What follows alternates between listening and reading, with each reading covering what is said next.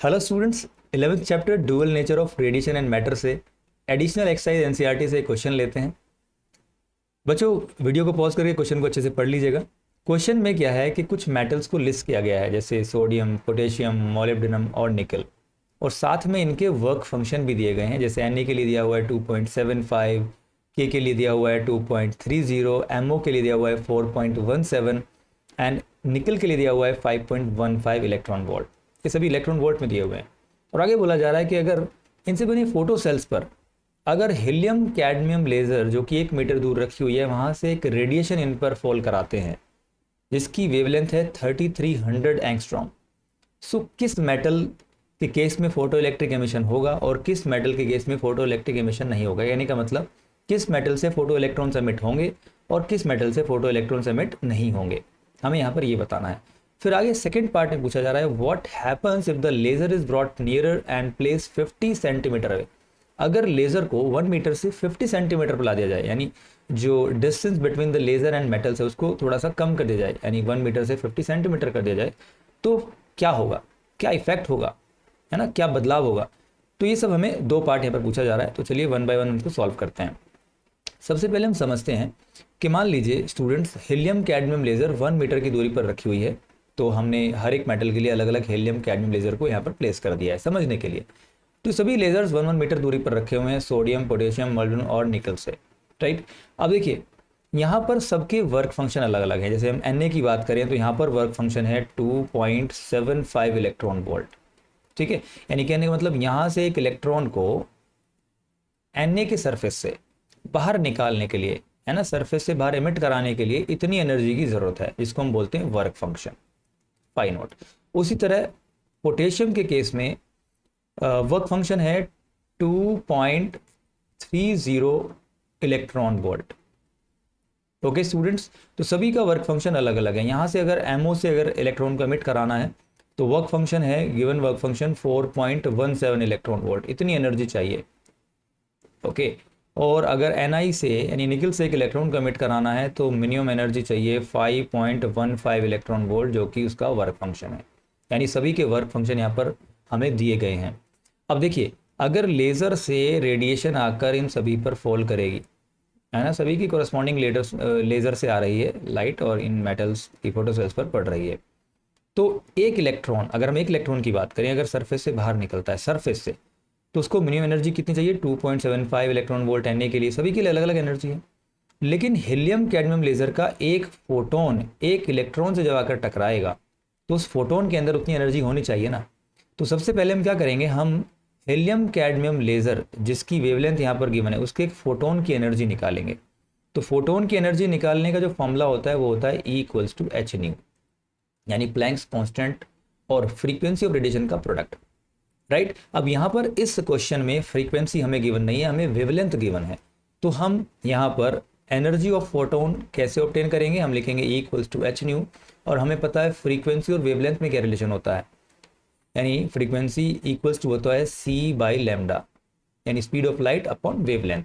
अब देखिए hν यानी न्यू हमें गिवन नहीं था तो हमने वेवलेंथ की फॉर्म में इसको कन्वर्ट कर लिया है, hν hc/λ, राइट। hν को हमने hc/λ में कन्वर्ट कर लिया है। अब देखिए हम energy of a photon obtain कर सकते हैं। अगर एक फोटोन की एनर्जी वर्क फंक्शन से ज़्यादा है तो वो इलेक्ट्रॉन को एनर्जी प्रोवाइड करा देगा और इलेक्ट्रॉन सरफेस से बाहर आ जाएगा। लेकिन अगर फोटोन के अंदर उतनी एनर्जी ही नहीं है जितना कि एक इलेक्ट्रॉन को सरफेस से बाहर आने के लिए चाहिए, तो इलेक्ट्रॉन एमिट नहीं होगा। तो सबसे पहले हम फोटोन की एनर्जी यहाँ पर ऑब्टेन कर लेते हैं इन इलेक्ट्रॉन वोल्ट, राइट। तो देखिए यहाँ पर H की वैल्यू होती है स्टूडेंट्स प्लैंक्स कांस्टेंट की 6.63 इंटू 10⁻⁻34 जूल सेकेंड, हमने पहले भी पढ़ा है। और स्पीड ऑफ लाइट होती है 3 इंटू 10⁸, राइट। और यहाँ पर हमें वेवलेंथ गिवन है, वेवलेंथ देखिए हमें दी हुई है यहाँ पर स्टूडेंट्स 3300 एंगस्ट्रॉम, जिसको हम मीटर में कन्वर्ट कर लेंगे, ओके स्टूडेंट्स। तो it will be 3300 into 10⁻⁻10 metre, 10⁻10 metre. अगर हम 10⁻10 से मल्टीप्लाई करते हैं तो मीटर में कन्वर्ट हो जाएगा। तो अगर इसको हम सॉल्व करें तो हमें एनर्जी मिलेगी जूल में। सो अगर हम यहाँ पर 1.6 इंटू 10⁻19 से डिवाइड कर दें इसको, तो हमें एनर्जी मिलेगी इलेक्ट्रॉन वोल्ट में। और इट विल बी 3 पॉइंट, अगर आप इसे सॉल्व करते हैं on solving this it will B 3.75 electron volt.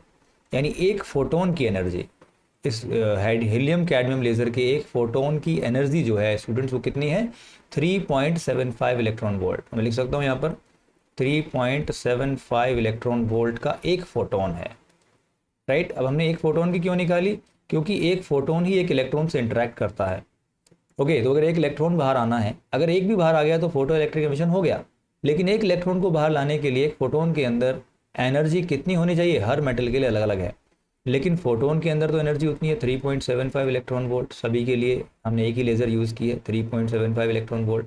अब देखिए निकल के केस में एनर्जी रिक्वायर्ड है इलेक्ट्रॉन को बाहर निकालने के लिए 5.15 इलेक्ट्रॉन वोल्ट, लेकिन फोटोन के अंदर एनर्जी है 3.75। तो एक फोटोन एक इलेक्ट्रॉन को एमिट नहीं करा सकता और एक फोटोन ही एक इलेक्ट्रॉन से इंटरेक्ट करता है।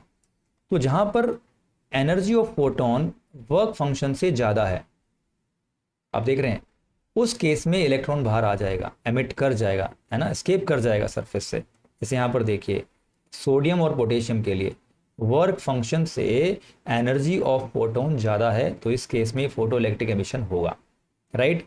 सो हम बोल सकते हैं कि फॉर Na and K यानी potassium and sodium the energy of photon is greater than their work function. So हम लिखेंगे सो Na and K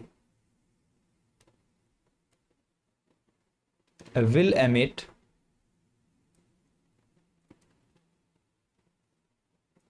photoelectrons,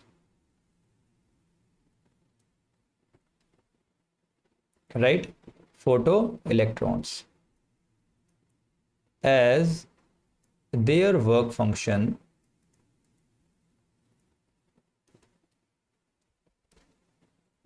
is smaller than energy of a photon, energy of photon from helium cadmium laser, and MO and Ni will not emit, okay, MO and Ni will not emit photoelectrons। तो आप ये लिख देंगे। So students आपने समझा first part में कि कौन सा मेटल की फोटो सेल्स जो हैं यहाँ पर इलेक्ट्रॉन एमिट करेंगी और किस मेटल के लिए फोटो इलेक्ट्रॉन एमिट नहीं होंगे। सेकेंड पार्ट में देखिए क्या बोला जा रहा है, what happens if the laser is brought nearer and place 50 centimetre away. तो देखिए अगर स्टूडेंट्स अगर हीलियम कैडमियम लेज़र को इन मेटल्स के क्लोज लाया जाएगा तो इंटेंसिटी इंक्रीज करेगी, राइट। इंटेंसिटी इंक्रीज करने का मतलब है number of photons per unit area per unit time जो है वो इंक्रीज कर रहे हैं, यानी फोटोन्स की संख्या बढ़ रही है। अब जितने ज़्यादा फोटोन्स जाकर सरफेस पर पड़ेंगे उतने ही ज़्यादा इलेक्ट्रॉन से वो इंटरेक्ट करेंगे और उतने ही ज़्यादा इलेक्ट्रॉन्स बाहर आएंगे। यानी फोटो इलेक्ट्रिक एमिशन जो है photo electric emission will increase in proportion to the intensity of radiation, right.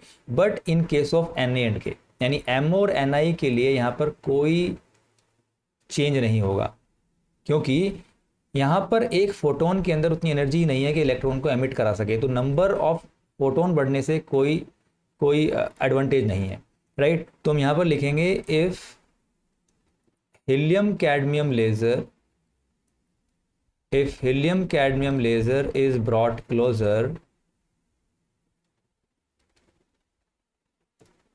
is brought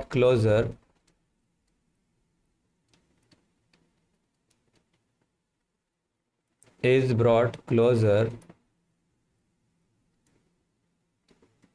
then photoelectric emission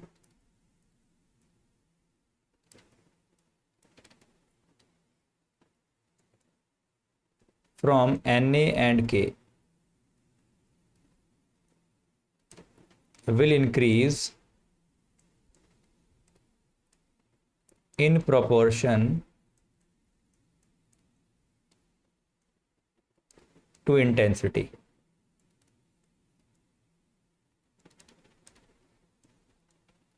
As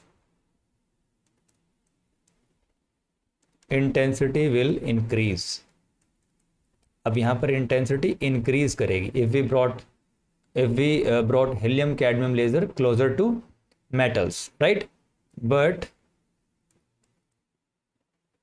there is no effect for MO and NI, right? There will be no effect for in case of MO and NI. MO और NI के लिए कोई भी यहाँ पर change नहीं होगा। Okay students, सो इस वीडियो में सिर्फ इतना ही। मिलेंगे नेक्स्ट वीडियो में नेक्स्ट इंपॉर्टेंट क्वेश्चन के साथ।